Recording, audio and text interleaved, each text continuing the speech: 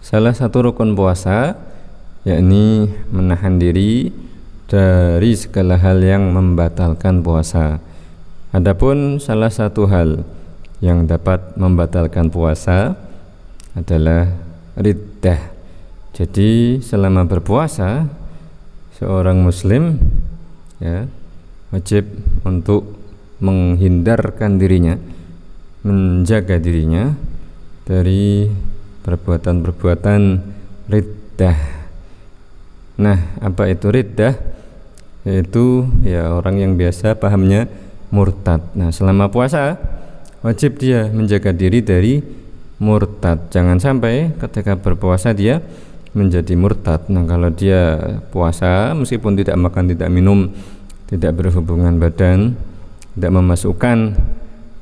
memasukkan zat benda ke lubang anggota badan, meskipun tidak melakukan hal-hal demikian, kalau dia melakukan atau terjerumus kepada kemurtatan, maka puasanya batal. Nah, maka perlu menjadi perhatian, jangan abai, jangan kemudian menyepelekan terus mengatakan itu kan pelajaran anak madrasah usia SD, SMP, saya mah nggak perlu belajar lagi, sudah hafal misalnya.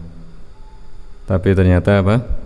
Tidak paham tentang apa itu sejatinya kemurtatan. Nah, ini bahaya. Kalau seseorang yang bercita-cita ingin masuk surga, bercita-cita ingin mati husnul khatimah, mati dalam kondisi Islam, aman, amalnya tidak musnah, ya karena amal seseorang bisa musnah sebagaimana puasa tadi bisa batal seketika jika seseorang murtad. Maka para ulama menjelaskan sejatinya bukan hanya ya konsekuensi dari kemurtatan itu tadi.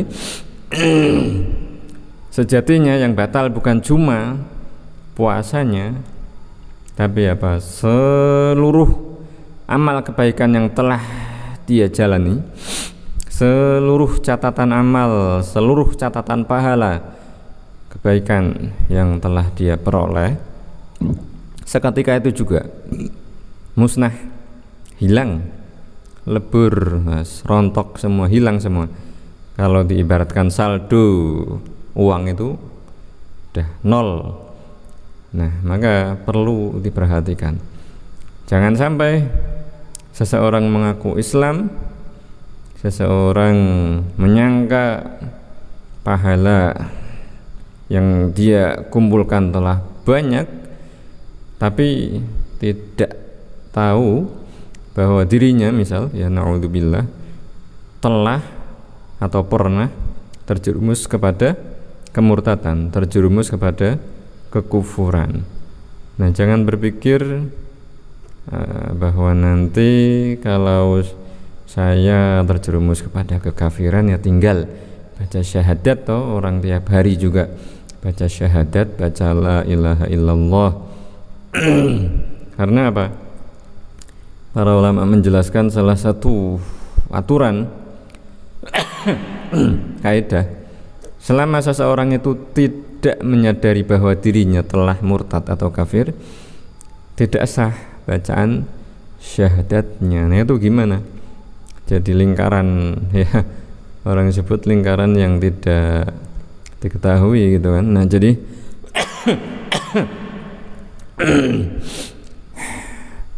seseorang menganggap apa? Untuk menjaga dirinya cukup dengan membaca secara lisan la ilaha illallah Muhammadur Rasulullah setiap hari. Nah, padahal ada ilmunya, ada aturannya, tidak sembarang aturan itu dikarang-karang atau menurut prasangka, menurut waham ya, prasangka pribadi masing-masing. Ada aturannya, dan aturan itu harus dipelajari, harus dipahami. Tidak boleh kemudian malas, apalagi takut gitu ya, katanya jangan belajar tauhid nanti malah jadi kafir. Nah itu ngaco lagi ya orang yang berkata seperti itu. Justru belajar bab akidah, babur riddah ya, itu untuk menjaga diri, untuk mengetahui riddah itu apa sih, untuk mengetahui perkara-perkara yang menyebabkan kemurtatan itu apa sih. Ya memang contohnya ngeri-ngeri ya, contohnya sangat-sangat fatal contohnya ya. Tapi kan itu diketahui untuk kemudian kita tahu, diharapkan bisa menjauhi semaksimal mungkin dan memperingatkan orang-orang yang belum tahu tentang apa itu riddah ya, karena sangat penting ya.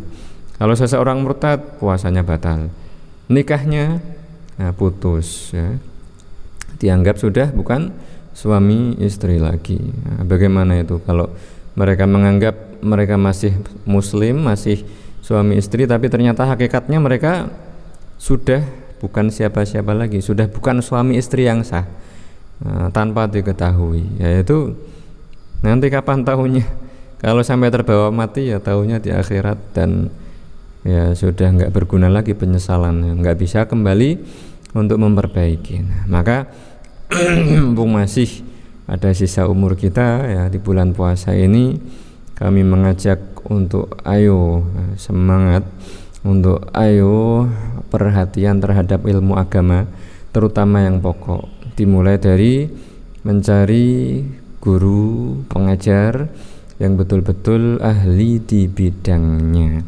Kalau ingin tahu tentang babur riddah ya cari referensi, cari informasi dari teman-teman. Ada enggak guru pengajar yang memang ahli di bidangnya, memang sudah terbukti dia terpercaya dan ahli untuk menjelaskan, mengajarkan secara amanah tentang bab ar-riddah ya, tanpa ditutup-tutupi, tanpa diselewengkan dengan alasan apapun ya. Jadi kalau misal murtad hukumnya ya, maka disebutkan bahwa itu hukumnya murtad, tanpa kemudian ada alasan politik atau alasan apalah yang mereka sebut sebagai kemanusiaan dan semacamnya. Jadi contohnya misal orang menginjak mushaf Al-Quran ya, maka semua orang tahu bahwa itu statusnya adalah sudah keluar dari Islam. Itu orang yang tahu bahwa itu mushaf kemudian diinjak.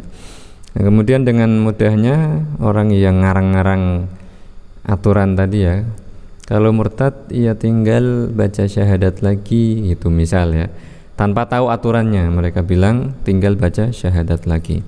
Kita contohkan apa tadi, dia tahu bahwa itu mushaf ya, kemudian dia injak, kemudian katanya apa, kalau murtad baca syahadat. Nah, bacalah dia syahadat dalam kondisi masih murtad, yaitu apa, dalam kondisi belum meninggalkan, belum membersihkan diri dari faktor yang menyebabkan dia murtad. Nah, apa maksudnya?